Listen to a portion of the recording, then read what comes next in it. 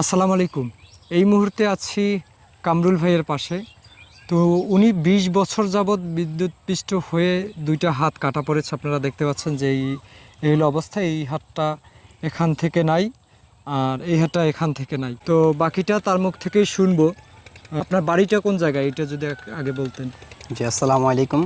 ভালো আছেন ভাই? জি আলহামদুলিল্লাহ ভালো। জি, আমার বাসাটা এইখানেই, আমার পিছনেই বাসা। আমার দুইটা হাত হয়েছে, এরকম হয়েছিল কারেন্টে, আরও প্রায়। লোকেশনটা কোথায়, মানে গ্রামের নাম বাকি জেলার নাম? জি, ঢাকা কেরানীগঞ্জ, কলাতে ইউনিয়ন, নতুন চর, খারাকান্দি। এই অ্যাক্সিডেন্টটা কিভাবে হলো, কত বছর আগে? যে এটা হয়েছে প্রায় 20 বছর আগে কারেন্টের শর্ট খেয়ে। তো ছাদের উপরে গেছিলাম, বাদে ছাদের কিনারে ছিল তার, দেখতে পারি নাই কে পড়ে যাওয়া ধরছিলাম, বাদে পরে তারটা থাবাতে ধরে ফেলাইছিলাম। পরে আচ্ছা ধরার পরে ওইখান থেকে শর্ট করে ফেলাই দিছে। আচ্ছা। এরপরে আপনার যে ছাদ থেকে পড়ে গেছেন, তো এরপরে কি হাসপাতালে নিয়ে হাত কেটে ফেলছে এরকম কিছু, জি, নাকি হাসপাতাল। চিকিৎসাধীন ছিলেন? না, চিকিৎসাধীন ছিলাম। পরে আচ্ছা আল্লাহ 1-1.5 মাস পরে আর কি কাইটা ফেলাইছে হাতটা। পরে দেখে যে রাখা যেন পয়সা গেছে। পরে আল্লাহ কাইটা ফেলাইছে, ডাক্তারের কথা বললা। আচ্ছা। তো আপনার বাসায় কে কে আছে, পরিবারে কয়জন সদস্য আছে? পরিবারে দেখেন, আমার বাবা, মা, 3টা বোন। তারপরে আমার বাবা মা মনে করেন যে বিয়ে করাই দিছে, কিন্তু আমারও তো সমস্যা। বাবা মা তো আর সবসময় আমার একটা কিছু কইরা দিতে পারবো না। আমি বড় হইতেছি আস্তে আস্তে। তো একটা মানে কি কি করতে পারবেন, এই যে আপনার যে আগের যে আপনার বাবা মা একটা সেবা করতো জি, আপনার? জি, আমার যে সেবা, গোসল করা, খাওয়া দাওয়া, টয়লেটে যাওয়া, যে সমস্যাগুলি আছে এগুলি তো আর, আমি আস্তে আস্তে বড় হইতেছি, এগুলি তো আর তারা করতে পারবো না। তারা বিয়ে করে দিছে দেখে শুই না। তো আচ্ছা আমার একটা বাচ্চাও আছে ভাই। আচ্ছা। আপনার বাবা মূলত কি করে? বাবা অটো চালা। অটো চালায়। তো আপনার এই যে ইনকামের সোর্স কি আপনার একা বাবাই? জি, আমার একা বাবাই ইনকামের সোর্স, আর কেউ নাই। তো আর কি করব, আমি তো একা। পরিবারের যদি কাজ কাম করতে পারতাম তাহলে পরিবারে ভালো রাখা পারতাম। এই যে আপনার বাবা, আপনারা 3 বোন, জি, তারপরে আপনার বাচ্চা আছে বলছেন, জি, বাচ্চা আছে একটা। বাচ্চা আছে, বউ, জি, আপনার মা, তাহলে 7 জনের আসলে 7 জন মানুষের খরচ বহন করা আপনার বাবার জন্য কষ্টসাধ্য হয়ে যায় না? কষ্ট হয়, কিন্তু বাবা তো ফালাইতেও পারে না। মানে আমরাও কষ্টের ভিতরে আছি ভাই। মানে কিছু বলার নাই, তো কার কাছে বলবো? কেউ বলার মতো মানুষ নাই। কেউ যে যে একটু আইসা হেল্প করবো বা সাহায্য করব, আর্থিক সহযোগিতা করব, ওরকম লোক নাই। তো আপনার বাবা দিনে কত ঘন্টা রিক্সা চালায়? এই ফজরের দিকে যায়, আচ্ছা ফজর আজান দিলে যায়, আর ওই সন্ধ্যা 6টা বাজে আসে বাসায়। আচ্ছা আচ্ছা। তো আহ, উনি এই 20 বছর 22 বছর ধরে এই এতগুলো মানুষের খরচ বহন করে যাচ্ছে। জি, আপ- বাবা যদি চলে যায় তাহলে আমার করার মতো আর কিছু নাই ভাই। আমি কি করবো ভাই? আমি তো কোনো কাজকর্ম কইরা খাইতে পারি না ভাই। আমারও তো অনেকেই বলছে যে তুমি মানুষের ধারে যায় যায় হাত হাত পাতো যাও, তুমি অনেক টাকা পাইবা। কিন্তু ভাই, কেন করলেন না? কেন করলাম না? বাবা 20-22 বছর ধরে চালাইতেছে সংসার, বোঝার পরে থেকে দেখতেছে বাবাই চালাইতেছে। তার ভিতরে আবার মানুষের কাছে যেমন চায় না, মানুষের কাছে যায় হাত পাততে চায় না। আল্লাহ কষ্ট করে চললেও তারপর আর কি ভালোই আছি মোটামুটি, আল্লাহর কাছে শুকরিয়া। সমাজ পরামর্শ দিয়েছে যে ভিক্ষা চাইতে বের হও, জি, মানুষের কাছে হাত পাতো, সমাজ সাহায্য করেনি? সমাজের অত সমাজের কিছু যায় আসে ওরকম না? আছে না। সমাজের কিছু লোক আছে না, যে সবাই তো আর খারাপ হয় না, আর আবার সবাই তো ভালো হয় না। আচ্ছা। তারা কিছু লোক আছে যে মানুষের কাছে যায় হাত পাতো, ওইটা চাই না ভাই। একটু সম্মান নিয়ে বাঁচবার চাই, মানুষের কাছে যায় যে হাত পাতমো, এটা তো চাই না ভাই। বাবা 20টা বছর ধরে চালাইতেছে। বাবা তো আমারে লালন পালন করছে, অনেক কিছুই যাই করছে আমার কাছে, তো অনেক কিছুই। তো দেখেন, আমি আবার একটা বিয়ে করছি, মেয়েও আছে। বাবা তো আমার জন্য করছে, কিন্তু বাবার জন্য তো কিছু করতেই পারিনি। যে আমার যে একটা মেয়ে আছে, মেয়ের ভবিষ্যৎটাও আমি করতে পারব না ভাই। আমি কীভাবে করবো? আমার তো করার মতো কোনো পথ নাই, বা আমি করতে পারতাছি না কিছু। ছেলেরা বাবা মায়ের তো মুখের হাসি ফোটাইতে পারে, তো আমি তো এরকমভাবে আমার বাবা মায়ের মুখের হাসি আমি ফোটাইতে পারি না।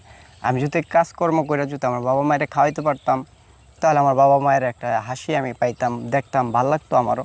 কিন্তু আমি ওই হাসিটা তো পাই না ভাই। আমার যদি সমাজ বা কোনো ভাই, বড় ভাই যে আছে না, অনেক লোক আছে, যদি আমারে কিছু একটা করার সুযোগ দিত, যে আমার বাপ মার পাশে আমি একটু একটু সহযোগিতা নিয়ে যামু, যে আমি কিছু একটু ডাল ভাত খেয়ে বাঁচতে চাই ভাই। মানে অনেক কষ্ট হয় ভাই, কী কম,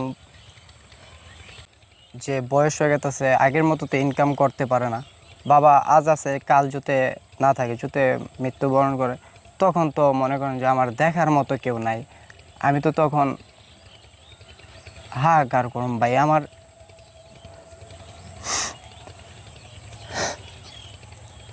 আবার দেখার মতো আর কেউ নাই ভাই। ভাই যদি বাপে না থাকে, তাহলে তো আমার আর কোনো রাস্তা নাই, এই মানুষের কাছে হাত পাততেই হবে। এই যে আপনি কান্না করতেছেন, তো আপনার যে এটা আপনার সমাজের কারো চোখে পড়ে না যে আপনার এই যে কষ্ট? তারা দেখাও না দেখার মতো। আপনার আত্মীয় স্বজন কখনো আপনাকে হেল্প বা এই বিষয়ে যে কোনো একটা দোকানপাট বাকি কয়েকটা গরু ছাগল যদি কিনে দিত, তাহলে আপনি যদি নতুন আপনার পরিবারের পাশে দাঁড়াতে পারতেন? এভাবে কখনো এগিয়ে আসে নাই? কখনো আসে না, আসলে বাদে আর আমরা এত কষ্টের ভেতর থাকি না ভাই। যারা ভিডিওটা দেখতেছেন, ভাই বা অনেক আপুরাই, যারাই দেখতেছেন ভিডিওটা, তাদের কাছে আমার একটা রিকোয়েস্ট বা কথা রইল ভাই, যে আমার বাবা যে পরিশ্রমটা করতো, এই পরিশ্রমের পথটা আস্তে আস্তে কমে গেতেছে গা। মানে কি, যে আমার যদি কেউ কোনো কর্মসংস্থানের ব্যবস্থা করে, তো হোক চায়ের দোকান বা গরু ছাগল এরকম যদি একটা হইতো, তাহলে দেখা গেছে আমি পরিবারের পাশে আমি নিয়ে একটু দাঁড়াইতে পারতাম।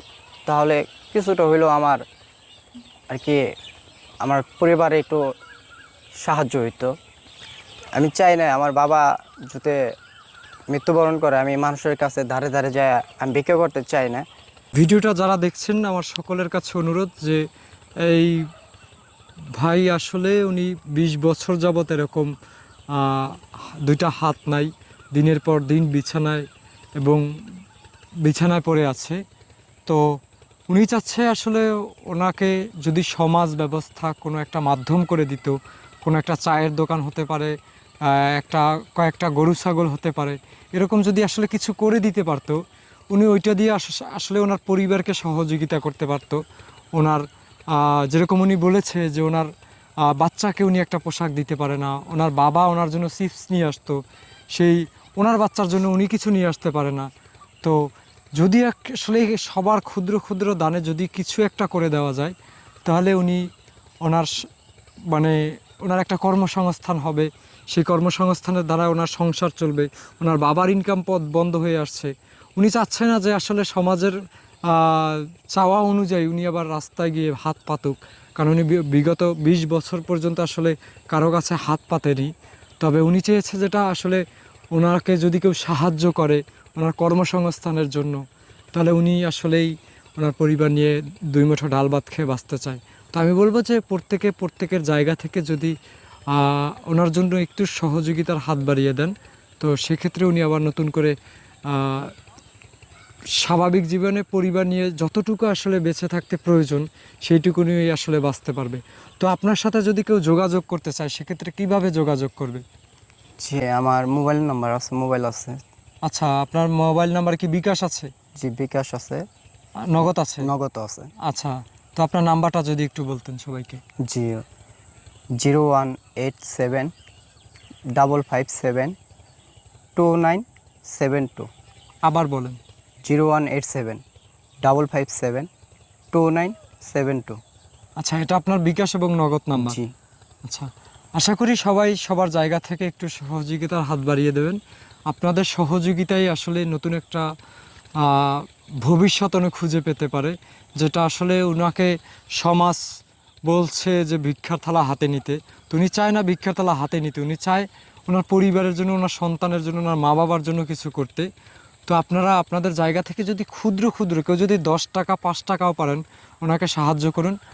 আপনাদের মাধ্যমে যদি উনি একটা মানুষ যদি ঘুরে দাঁড়াতে পারে, যার হাত নাই, আমার আপনার হাত আছে, আমরা চাইলে অনেক কিছু করতে পারি। একটা জিনিস খাবার খেতে পারি, আমাদের বাচ্চাকে কোলে নিতে পারি, বাকি কোনো বন্ধু কোনো ভাই তাকে বুকে জড়িয়ে নিতে পারি। তো আমরা চাইলে হাত দিয়ে অনেক, আসলে হাত পার দ্বারা সব কিছুই করা সম্ভব। কিন্তু ওনার যে আসল দুইটা শক্তি, যে আসলে হাত দুইটাই নাই, কিছু করার মতো মনোবল আছে, কিন্তু আসলে এই শক্তি নাই এবং সামর্থ্য নাই। তো আপনারা আপনাদের জায়গা থেকে একটু এগিয়ে আসবেন, এটাই আমার রিকোয়েস্ট। সবাই ভালো থাকবেন। আল্লাহ হাফেজ। আসসালামু আলাইকুম।